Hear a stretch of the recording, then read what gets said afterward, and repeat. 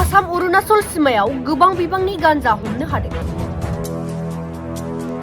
मासबाट पुलिसनि गोख्रों सिग्रोमनायाव आसाम अरुणाचल सीमायाव गोबां बिबांनि गांजाजों लोगोसे सासे फालांगिखौ हमनो हादों। मासबाट पुलिसा मोनसे जर'खा सुलुंनि गेजेरजों गोख्रों सिग्रोमनायाव मासबाटनि खुसुराबारि गामिनि बुथियामारि दैमानि साखाथियाव 344 किल'ग्राम गांजाजों लोगोसे सासे गांजा फालांगिखौ हमनो हायो। खौरांनि गेजेरजों मिथिनो मोननाय बायदिब्ला हमजानाय सुबुङा अरुणाचलनिफ्राय गांजा लाबोनानै बुथियामारि दैमानि साखाथियाव दोनदोंमोन आरो बे समावनो मासबाट पुलिसा हमनो हायो। हमजानाय सुबुंखौ रुपम कच होनना सिनायथिनाय जादों।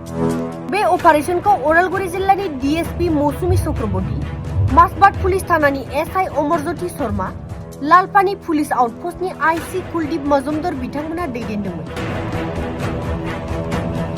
आसाम अरुणाचल सीमायाव गोबां बिबांनि गांजा हमनो हादों। मासबाट पुलिसनि गोख्रों सिग्रोमनायाव आसाम अरुणाचल सीमायाव गोबां बिबांनि गांजाजों लोगोसे सासे फालांगिखौ हमनो हादों। मासबाट पुलिसा मोनसे जर'खा सुलुंनि गेजेरजों गोख्रों सिग्रोमनायाव मासबाटनि खुसुराबारि गामिनि बुथियामारि दैमानि साखाथियाव 344 किल'ग्राम गांजाजों लोगोसे सासे गांजा फालांगिखौ हमनो हायो। खौरांनि गेजेरजों मिथिनो मोननाय बायदिब्ला हमजानाय सुबुङा अरुणाचलनिफ्राय गांजा लाबोनानै बुथियामारि दैमानि साखाथियाव दोनदोंमोन आरो बे समावनो मासबाट पुलिसा हमनो हायो। हमजानाय सुबुंखौ रुपम कच होनना सिनायथिनाय जादों। बे अपारेशनखौ उदालगुरि जिल्लानि डीएसपी मौसुमी चक्रवर्ती, मासबाट पुलिस थानानि एसआई अमरज्योति शर्मा, लालपानी पुलिस आउटपोस्टनि आईसी कुलदीप मजुमदार बिथांमोना दैदेनदोंमोन। आसाम अरुणाचल सीमायाव गोबां बिबांनि गांजा हमनो हादों। मासबाट पुलिसनि गोख्रों सिग्रोमनायाव आसाम अरुणाचल सीमायाव गोबां बिबांनि गांजाजों लोगोसे सासे फालांगिखौ हमनो हादों। मासबाट पुलिसा मोनसे जर'खा सुलुंनि गेजेरजों गोख्रों सिग्रोमनायाव मासबाटनि खुसुराबारि गामिनि बुथियामारि दैमानि साखाथियाव 344 किल'ग्राम गांजाजों लोगोसे सासे गांजा फालांगिखौ हमनो हायो। खौरांनि गेजेरजों मिथिनो मोननाय बायदिब्ला हमजानाय सुबुङा अरुणाचलनिफ्राय गांजा लाबोनानै बुथियामारि दैमानि साखाथियाव दोनदोंमोन आरो बे समावनो मासबाट पुलिसा हमनो हायो। हमजानाय सुबुंखौ रुपम कच होनना सिनायथिनाय जादों।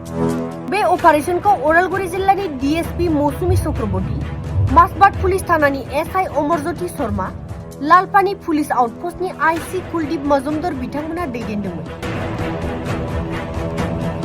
आसाम अरुणाचल सीमायाव गोबां बिबांनि गांजा हमनो हादों। मासबाट पुलिसनि गोख्रों सिग्रोमनायाव आसाम अरुणाचल सीमायाव गोबां बिबांनि गांजाजों लोगोसे सासे फालांगिखौ हमनो हादों। मासबाट पुलिसा मोनसे जर'खा सुलुंनि गेजेरजों गोख्रों सिग्रोमनायाव मासबाटनि खुसुराबारि गामिनि बुथियामारि दैमानि साखाथियाव 344 किल'ग्राम गांजाजों लोगोसे सासे गांजा फालांगिखौ हमनो हायो। खौरांनि गेजेरजों मिथिनो मोननाय बायदिब्ला हमजानाय सुबुङा अरुणाचलनिफ्राय गांजा लाबोनानै बुथियामारि दैमानि साखाथियाव दोनदोंमोन आरो बे समावनो मासबाट पुलिसा हमनो हायो। हमजानाय सुबुंखौ रुपम कच होनना सिनायथिनाय जादों। बे अपारेशनखौ उदालगुरि जिल्लानि डीएसपी मौसुमी चक्रवर्ती, मासबाट पुलिस थानानि एसआई अमरज्योति शर्मा, लालपानी पुलिस आउटपोस्टनि आईसी कुलदीप मजुमदार बिथांमोना दैदेनदोंमोन।